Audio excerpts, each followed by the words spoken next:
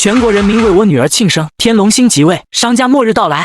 你这孩子，子月要生了，你咋不通知干妈一声？干妈，这不还没生的吗？你看看产房外面这几个人熬的，大熊猫眼瞪小熊猫眼。不行，我必须要亲眼看到我干孙女出生。再说我都已经给她藏了好几吨黄金了。此时，医生怀抱着婴儿走了出来。大夫，孩子咋样啊？怎么那么久啊？子月没事吧？母女平安，宫小姐身体没大碍，只是宝宝。只是什么？只是宝宝身体有点虚，体重只有4斤8两。不过各位放心，我已经查过了，孩子没什么大毛病，仅仅是有点虚弱而已。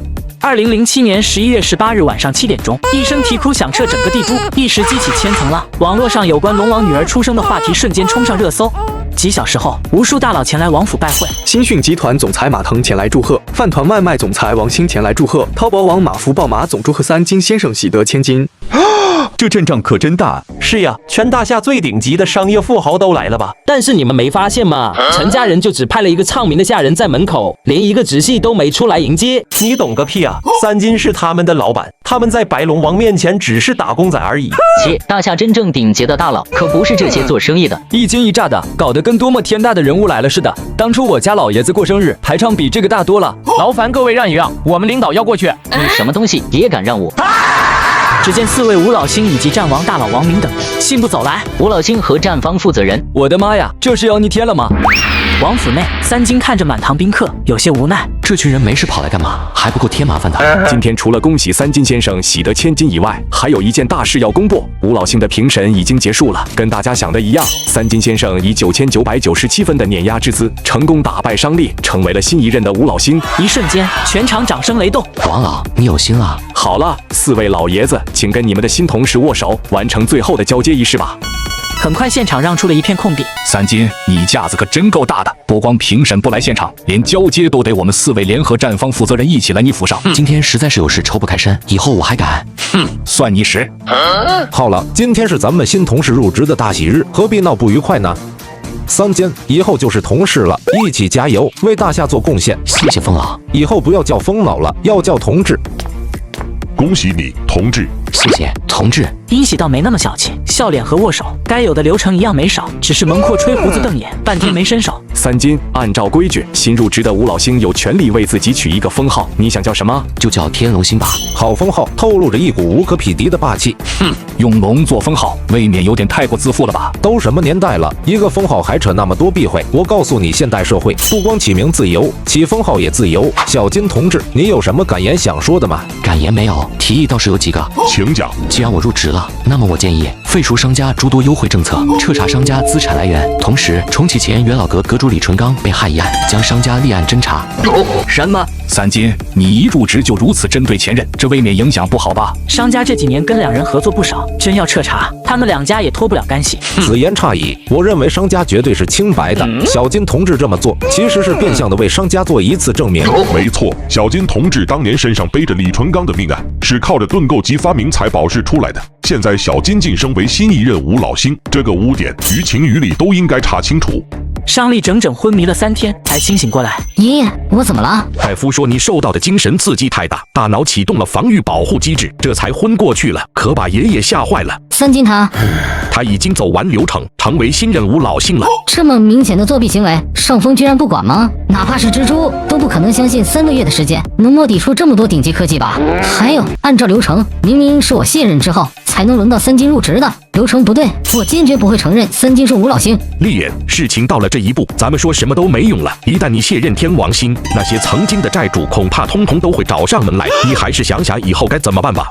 爷爷，要不你去跟西门家的人说，让他们联合起来反对三金，不让我卸任。别说西门家了，就是天枢星和天权星，甚至是天机星和天玄星4个人一起弹劾三金都没用了。我是帝都银行总行的，之前商先生在我们行有一笔非常大的贷款没还，金额大概是300亿。现在通知你们，1个月之内连本带利还清，否则我们银行将走法律程序对商先生名下的产业进行清算。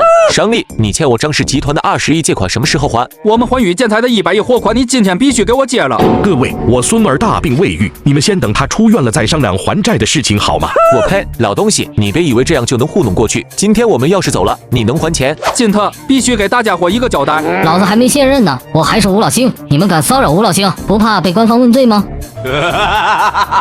吴老星，脑子秀逗了吧你？天机星、天玄星、天权星、天枢星和天龙星，请问您是这里面的哪一位啊？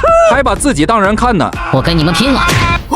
各位高抬贵手，这卡里有100亿，你们先拿去分了吧，剩下的容我再想想办法，行吗？不行，今天必须还完。过了这个村就没这个店了，我们上哪去找你们？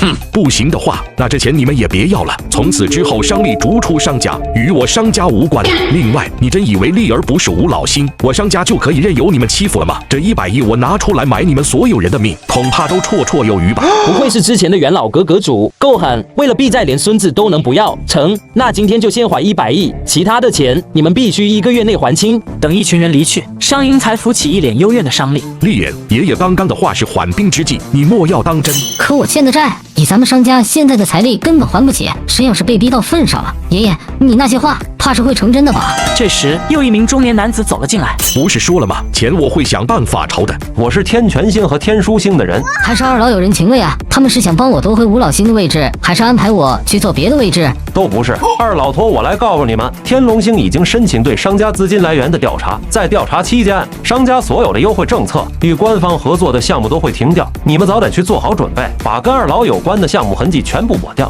莫要连累了二老，否则吃不了兜着走。还有，天龙星申请了重启李纯刚一案的调查，你们要有心理准备。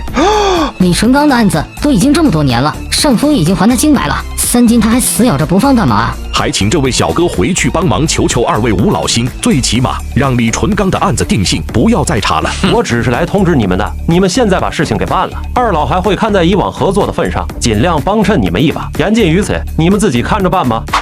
完了，商家这是要走上末路了。不，还没完，我卸任最晚能拖到过年，只要我没卸任之前，就算他们查出任何证据来，按照规矩都不能拿我怎样。可是过完年之后呢？爷爷，是你先放弃我的，别怪我。汉尼拔，为什么三金突然能拿出那么多增强大厦战力的高科技？隐形油漆、航母阻拦索这种本来我们有能力直接买断过来的技术，为什么会被三金摸出来献给大厦了？现在我们经济打不过，物理也压制不住了。你告诉我，接下来的路怎么走？基金会的伟大目标还怎么实现？正面硬刚是没办法了，大厦战力增长的太快太离谱了，仿佛几年的时间把咱们几10年的路都走完了。你一句没办法就行了，那我要你这个第二主神何用？所罗门大人，虽然我们自称主神，但我们依然只是人。相比之下，你不觉得三金更像是神吗？一言出，全场成员都沉默了。不过我还有最后一招。你有什么好招？直接请塔罗会暗杀天龙星，除此之外别无他法。我觉得也只剩下用杀招了。是啊，我们已经没能力挡住三金崛起了。让塔罗会动手吧，区区一个三阶，杀他肯定跟吃饭喝水一样简单。主神们的发言让所罗门脸色铁青。所罗门大人，您意下如何？现在还不是时机，咱们把连出的大招还没放完，收割尚未结束，直接动用塔罗会，肯定会引出诸多未知变动。这样吧，如果后续霸连储再也割不动大厦了，就让塔罗会出动。呵，那就再给三金一些喘息的时间。我们也相信所罗门大人一定有能力处理好这件事，不会让我们这些人不幸福的。会议结束，所罗门独留莫拉古在场。